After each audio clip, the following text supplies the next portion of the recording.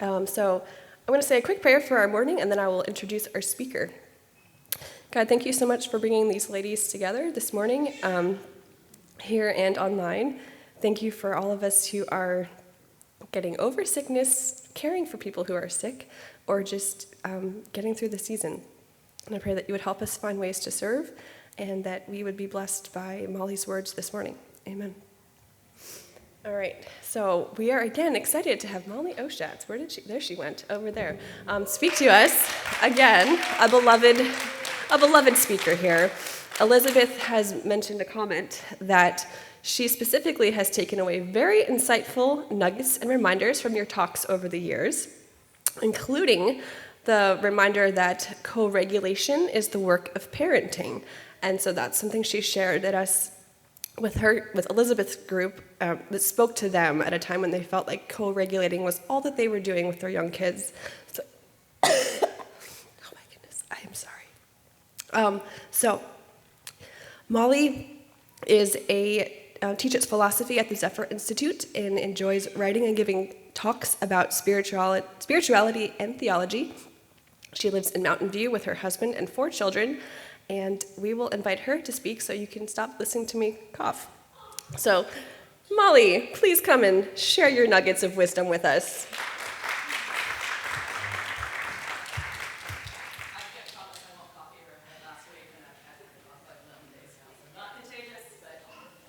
I have my tea with me just in case I do the same thing. It is that time of year. All righty.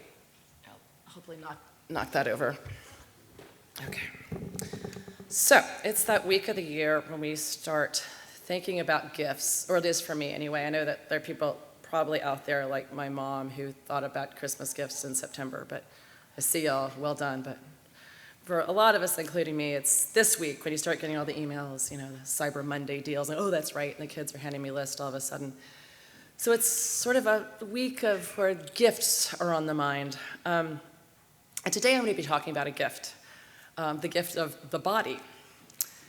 For Christians, the body is a gift. That's the Christian view. And I know it doesn't always feel like that. In fact, I've been struggling with feeling the giftedness of the body this past week or two. Like, there's Thanksgiving, right, which is lovely and wonderful, and then love all the food, and then it's one of my favorite holidays. But I did eat too much. There was a lot of pie. And I ate differently than normally, so I get kind of like groggy and feel kind of gross. And then I got a cold while we traveled, of course, that's what you do. So now I'm finally feeling over that, but I still sound kind of gross. So it's just kind of been maybe not, it's a funny week when you talk about the giftedness of the body. I'm not, by the way, talking today, oh, thank you, about body image exactly. I want to start there, though, because I want to acknowledge there's a good reason. I think most of the time when speakers come and talk to mothers groups about the body, they talk about body image because a lot of us have a hard time with body image, having a good and healthy image of our own bodies. We struggle with that for so many good, obvious reasons, right? The idealized bodies that are constantly being thrown at us, the flaws that we see in our own body, which feel like signs or things we won't want to think about, death, loss, decay. Lack of self-control, things like that. It feels kind of like it's a hard thing to feel at peace with. I had this moment the other day. I joined a Zoom call. It's like a prayer group I'm part of. And we meet, we don't doll up for each other. So I just came in from walking the dog, threw the computer open. Zoom sometimes gives you this nice polite view where you don't see yourself. And it seems kind of random to me what it throws at me the first time. Just full face, just me on the laptop. And I didn't recognize myself. It was like there was just this old, I didn't have any makeup on, I hadn't brushed my hair. There was this old wrinkly woman looking back at me, and I had this gasp of horror. That's me. I didn't recognize myself. I was genuinely shocked and appalled. And yet, despite all of this, as Christians, we are called to receive our bodies as we would receive a treasured gift from God.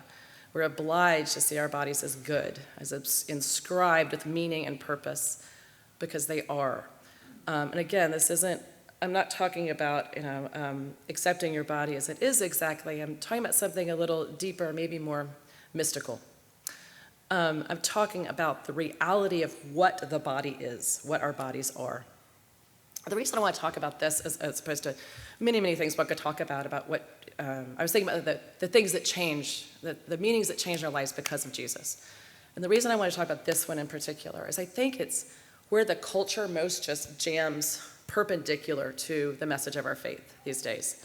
Our culture kind of is, gets the body wrong, quite frankly, to put it kind of bluntly.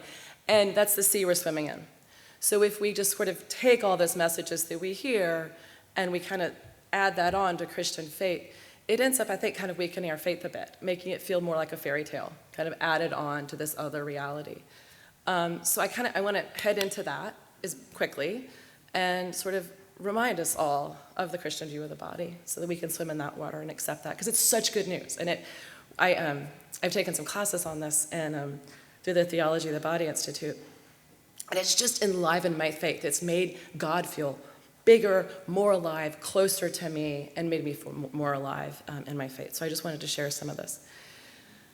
Okay, now I know, I teach philosophy, so please forgive me just really briefly. I'm going to delve into philosophy, because there are two perspectives I want to bring in this. And one is, it's a Christian perspective, but it comes from the classical tradition.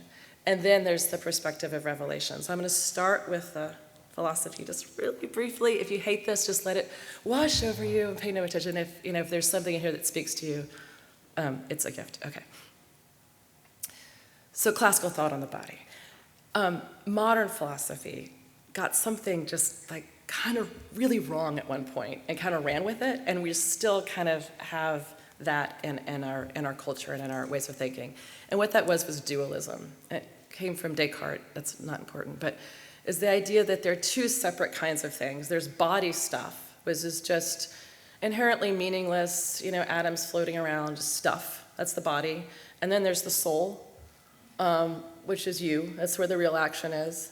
And they're kind of glommed together in you, right? And they can be kind of split apart or right back together. You could probably see a lot of problems this way of thinking off the bat, but it just doesn't work because there's no clue what would connect them. Like, if they're two totally different kinds of things, how are they interacting at all? How do I have a thought and my body moves? Like, that's not clear at all. And then also, we could all be zombies and you wouldn't know it. My soul could have left this morning and someone else's soul could have been, it doesn't make sense of our common sense view of the body, our own experience. It doesn't make sense of our faith. It doesn't make sense of science. So, lately, in metaphysics, there's a move back to the classical understanding of the body, which a lot of people don't know about, and I think it's so fascinating and kind of cool. So I just want to share it real quickly. Because it better explains genetics, it better explains our own experience in the body. Okay, so in classical thought on the body, we are not souls in bodysuits. We are a unity of body and soul. And there's a really simple way of thinking about this, and if you have questions later, I could answer them, because I'm not going to go on about it. In classical thought, this comes from Aristotle, goes through Aquinas, goes into theology, but every individual thing, or person, or animal, or plant is a union of form and matter. So like this table has the form of a table. That's what makes it a table as opposed to nothing or as opposed to something else. But it's also, it has the matter. It has the matter of wood and metal. And those are just together. They're not like two separate things where I could separate out the form and the matter. They just are together. That's what makes it a table, that union. That's what makes it what it is and not an individuated thing we could recognize in our mind and take in as table. They're not two things stuck together. So basically, our soul is a special kind of form. It's what makes us a human individual as opposed to something else. It's what makes us human. Soul is a special kind of form joined to matter, not in a way that, they're two separate things. They're a special kind of form joined to matter. And humans, unlike, say, plants and animals, have a special kind of soul. We have rational and immortal souls, capable of knowing God. So, while I just said, form and matter, soul and matter are a union, our souls, because they are rational and immortal, can persist after separating from our bodies. That's why we can, go to heaven after death, which that's another word for separation of body and soul is death. But we're not angels. Our fullness of being awaits the resurrection of the body. We are embodied souls. So our soul can persist, but not in its fullest state, because it is the form of our body. So we await the resurrection of the body in heaven. We're not angels. It's just a pet peeve of mine. I know it's well-meaning, but people will say, like, someone will pass on and say, there's another angel in heaven. It's cute, it's lovely, but it's heresy. It's a cute little heresy. We're not angels. We're never going to be angels. Angels are simple beings. They are powerful and awesome, but they're simple. They're just spirit. They're just spiritual beings. We're weird in God's creation, and that we are body and we are spirit. We are that unity, so we're special that way. Okay, no need to grasp all the metaphysics behind that. The important takeaway there is we're a unity of body and soul, not a spirit trapped in a flesh suit. We're body persons, which means your body is not a something. Your body is a someone. It's you. It has intrinsic dignity and worth because it's you. It's not something you wear and use. It's a someone. There's an illustration, so I saw it someone gave, where they brought someone up from the audience, and it was a man. I would never do this to a woman. It's why I'm not doing it today, because I think it would hit our woundedness too much. Bring someone up from the audience and says, okay, everyone look at Dave. Say his name is Dave. And everyone looks at Dave. Fine. And they said, everyone look at Dave's body. And what's the reaction? It's kind of like nervous laughter. Because we know we're not supposed to objectify Dave. And we're so used to objectifying the body that we kind of like feel like that's wrong. But that's not how we're made to look at Dave. We're made to look at Dave's body, and it's Dave, right? And see the glory of God there. So that's the sin reaction in us. Anyway, so that's a classical tradition. Then there's Revelation. And now I get to talk about Christmas. Because Christianity sees the body differently than all other faiths because of Christmas. That is because of the incarnation. We hold to this shocking, amazing, quite frankly weird. This is a stumbling block for a lot of people back in the day for Christianity. This wonderful belief that God himself took on flesh and dwelt among us. He came to us as a baby, right, who suffered from cold and wet and maybe a cold, right, wet diapers and gas. He was at one point a teenager. And I haven't really thought about the theology of this, but I imagine he had growing pains, maybe even acne. Jesus, eats, he drinks wine, he shares meals. After his resurrection, what does he do? He says, you got any food to eat? Does anyone have a piece of fish, right? Our Lord is bodily, and that bodiliness means our Lord had a body, or has a body. We can't ever hate the body or consider it to be inconsequential or meaningless. So remember there used to be this ad for, I don't remember, it was Johnson & Johnson or something, where it was a baby changes everything. There is a baby who changed everything. That's Jesus. The incarnation changes everything. It means our bodies bear ultimate meaning. Our faith as a whole is enormously physical and bodily. Everything hinges around the body. We believe in God, who created our bodies. We believe in the Word, who became flesh in order to redeem our bodies. And we believe in the resurrection of the body. He will rise again. Our bodies speak this language of sacred meaning, and that is a gift. It's not something we choose. It's not meaning we create. It's given to us. So if we open up this gift of the body that has all this sacred meaning, that speaks all of this, what does it say? And this is something to ponder on your own. I have a couple of suggestions before I move on about what it says. And this is a wonderful thing, I think, to contemplate in prayer. But first, I think it's pretty obvious. It says, we are bound to all other life. We are here to love and serve one another. We're not actually autonomous. We are interdependent. Even taking a breath, boy, are we aware of it this time of year, that taking a breath, we are drawing in the exhalation of others and getting their colds. We are exchanging air amongst ourselves. We're eating. We're welcoming the matter of animals and plants and other life forms into our body and synthesizing them and making that into our own energy and growth. Even I was thinking about this, taking a walk this morning, just walking on the ground. I'm reliant on gravity. I'm tied to the earth. We are not autonomous little individuals walking around in our own worlds. We interact with one another. We don't create ourselves. We're mutually dependent. We're made to love and care for each other and to be here for one another. I think our body speaks that language. And now, it's something that I particularly love, and again, I have to do this really rapidly, but I really love this thought. I've touched on this before here, but I'm going to go at it a slightly different way. In the beginning, in Genesis 2, we are made male and female from the beginning, not as a matter of accident. It's not like, Genesis doesn't take like, okay, you guys are basically animals, so you happen to be biologically male and female, and now I'm going to make you, in my image. It's from the beginning we're made in his image, male and female. It's God's specific plan for us. So that has beauty and intention in it. So what does that say?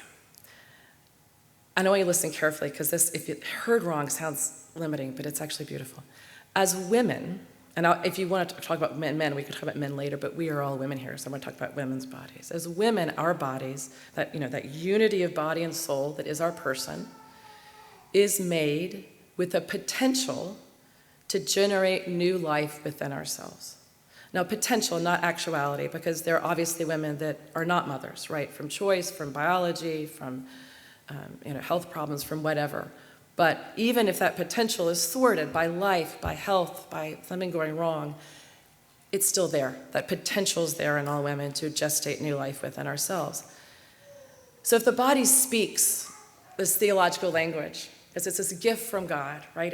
God is incarnate. God works through us and through our physicality. What does that mean? What does that potential mean? This is not my idea. This is from people much smarter than me, but I just want to share it. If you'll accept it, this idea means that women symbolize in our bodies the position of all humanity before God. Because think about our relationship with God, right? We receive the love of God. Our spiritual life always starts with reception. It always starts with first receiving grace, first receiving that love. Then we take it into ourselves. We are inwardly transformed by it, and we bear fruit. That's the spiritual life, right? That's also a description of the potential of the female body. It just gives me chills. I just love that so much.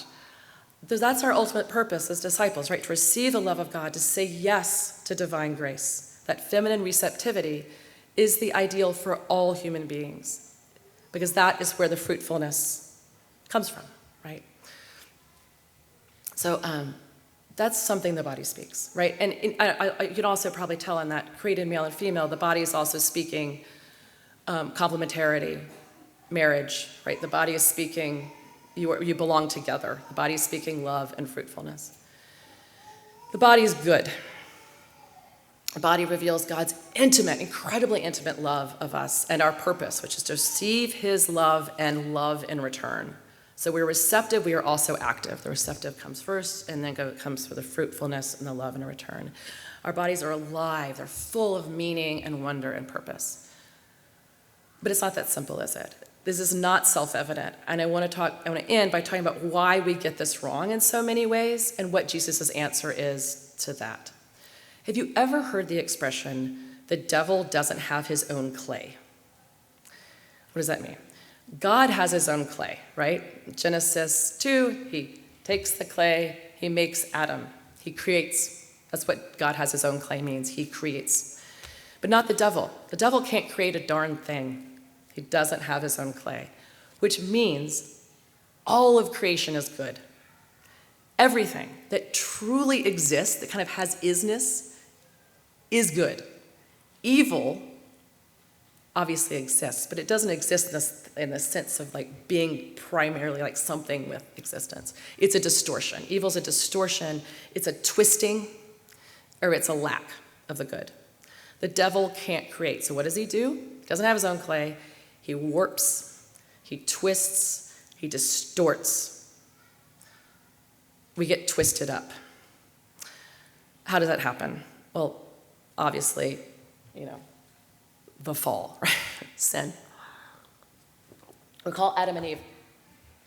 What do they do as soon as they've eaten of the fruit? As soon as they sin, as soon as they've grasped hold of something, this will make me happy, this will make me fulfilled. I don't care if God wants it. I don't trust God to make me happy. I don't trust God to fulfill me. I'm going to grab hold of this. That's sin, right? As soon as they do that, what do? This is what you would do if you were in the shower and a strange man came in. You cover yourself. Shame, right? Why? Before, they were without sin. When they looked at each other, it was with pure love. Their eros was agape. Their desire was perfect, selfless love. They could be fully naked in front of each other and not think about it at all. But now, twisted. So now they can see each other as objects. The eros can degenerate into lust. They can use each other. They can judge each other. They can dominate each other. They can manipulate each other. So they cover up. We feel shame about our bodies. We have a twist there because of that original sin, which is cleansed in baptism, but there's still this ick that remains, right? Because of our sin, the sin of others, our need to protect ourselves from the sin of others, we have bodily shame. And I want to note here, we don't cover up because sin made our bodies bad. Our bodies are good. We cover, and this is really helpful if you have middle school daughters. This is why.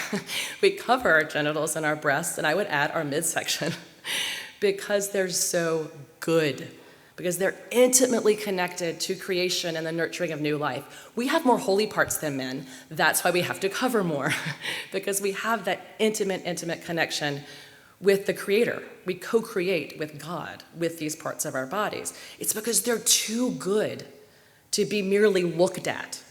We can only reveal them when we are fully seen and fully loved, not objectified. So we need to ensure our bodies are properly honored, not because they're, icky parts. We use all these nasty words for them and stuff. Not because of that, because of their great goodness.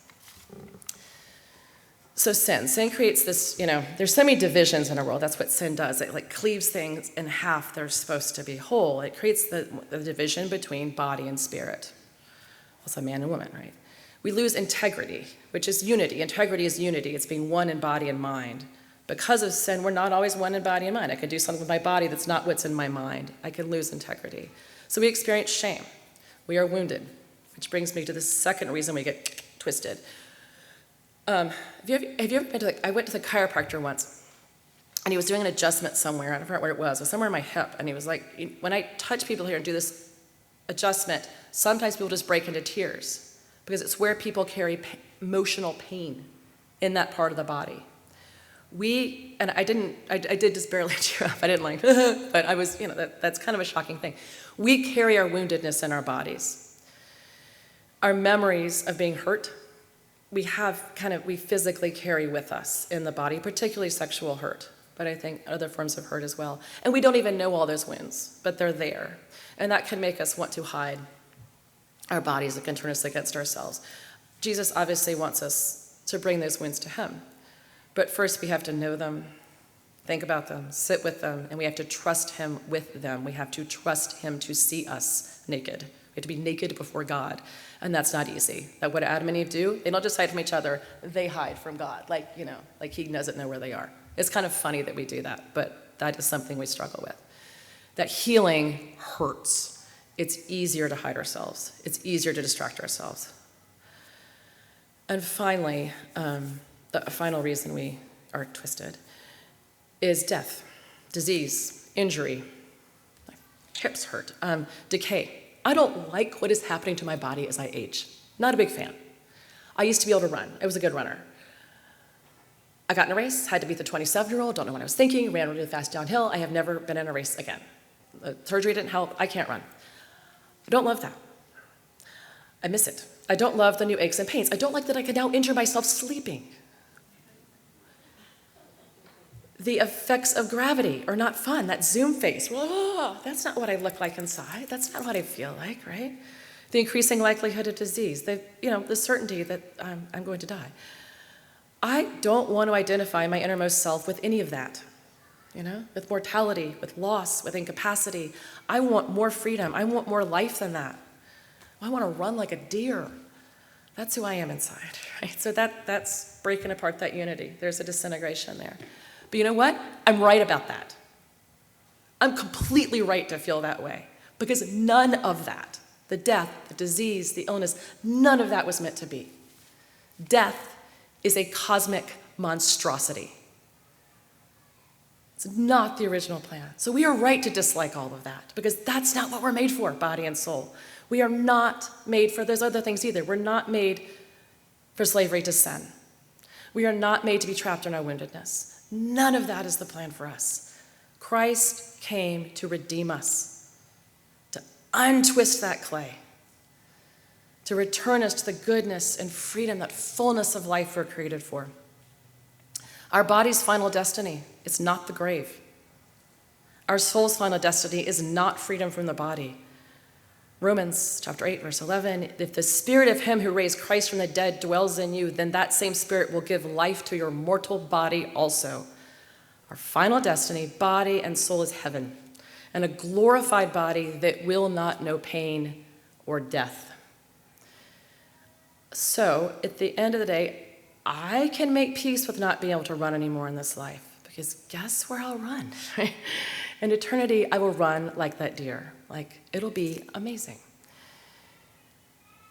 So this is a not yet, but already kind of situation, or already and not yet situation. The fullness of our salvation, the complete redemption of the body, occurs in heaven. But this process, like the kingdom of God, right? Fully in heaven, but we can join now. We can see the first taste of it. We can feel its movement in our life now. That process starts now, amazingly. It's not complete this side of heaven. We will still have aches and pains, problems, health problems, etc. But by grace, we can experience the goodness of our bodies. He heals our wounds. Christ's wounds, he still has those after his resurrection, right? But they heal, right? You touch Christ's wounds, they heal you. And he wants to do that with our woundedness, right? He wants to take our woundedness, and when we give it to him, and we are vulnerable and we share it with others through him, guess what it does? It heals. It heals other people. He wants to redeem that woundedness. He wants to give us greater freedom from sin. He doesn't want you to be enslaved to desire. He wants you to have desire, by the way. We're not meant to tamp the desire down till I don't feel it so that I just walk the straight and narrow. We're supposed to have tons of desire. We've got rocket fuel of eros and desire. It's supposed to drive us to God. We twist it when we aim it down, right? We aim it towards physical objects, which is fine. I love pie, but ultimately I want infinite pie because I am made for infinite goodness, infinite truth, infinite beauty. So we can enjoy the things of this world, but we can't make idols of them. We can't chain ourselves to them because they'll always disappoint us in the end if we do that, and we hate things that do that to it. We end up hating the body, hating all of these good things if we invest them with ultimate meaning. Only God gets that. So he wants to free us from that idolatry, free us from that sin to slavery, to direct our desires towards him.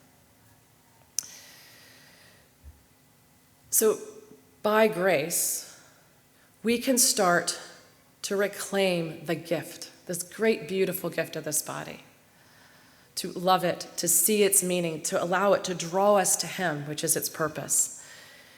He wants to come and restore our dignity and our freedom, so that we can fully open and appreciate this gift and listen to it. So that's it. That's your Christmas gift for me. Merry Christmas. You have a gift already. It's your body. God is always, by the way, showering us with gifts. He's wooing us with everything you love. The music you love, the movies you love, the things you love to eat, all that bodily stuff. That's God showering you with the gifts of the body, really. So this Christmas, take time, open those gifts, enjoy them, celebrate them. There's so many wonderful physical pleasures of this time. That is God wooing us. Because at the bottom of everything we love is Jesus. Even coffee. The bottom of coffee, it's Jesus. The bottom of that pie, it's Jesus. Everything we love and desire in our body can ultimately draw us to him. So celebrate. Thank you for listening. Have a very Merry Christmas.